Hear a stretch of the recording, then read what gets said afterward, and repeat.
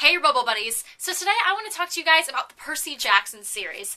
I finished this series about a month ago maybe, so hopefully this review is somewhat accurate because I've been reading a lot of books since then, so I just hope that I don't tie in, like, characters and plots from these other books that I've been reading. You know, if I start mentioning, like, Elizabeth Bennet in the Percy Jackson series, you might want to not trust this review so much.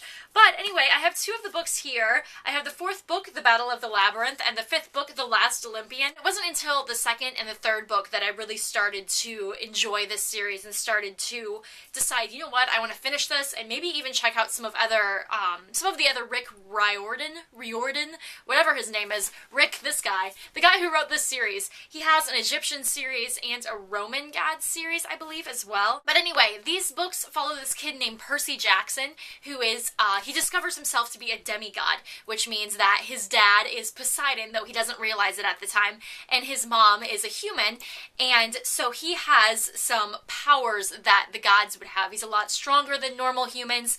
He has dyslexia, which in Greek mythology code, according to these books, that means that his mind is more adept for reading Greek. He also has ADHD, and according to these books, his ADHD is just his battle reflexes. You know, his mind is going all the time, which means that he is constantly ready for battle.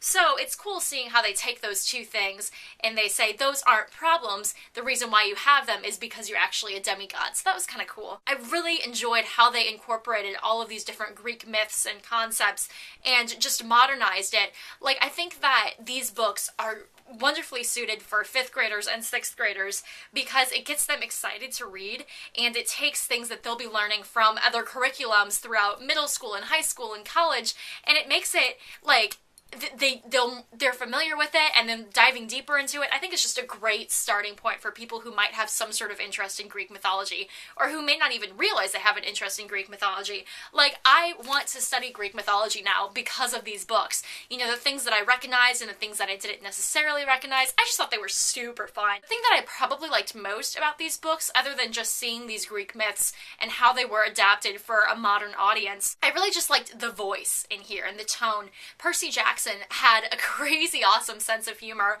and it's very rare that you come across a book where the protagonist actually makes jokes and is funny, and I liked that a lot. You know, it's the main character is always so melodramatic. Just to see a main character who's like, and then I almost got killed, haha. I mean, I can't even think about some of these jokes that he was making because I read these like a month ago, but I mean, if anything, when the plot got a little weird at points, or when I was just like, you know what, this is beyond the realm of believable. Obviously it's unbelievable because it's Greek mythology, but I mean, I liked the sense of humor, and that's probably what kept me going throughout this series. I would probably give these a 4 out of 5 stars, maybe a 3 out of 5 stars. The difficulty is I'm comparing them to all of my favorite books. Had I not read any of my favorite books before, there's a person's car squeaking outside.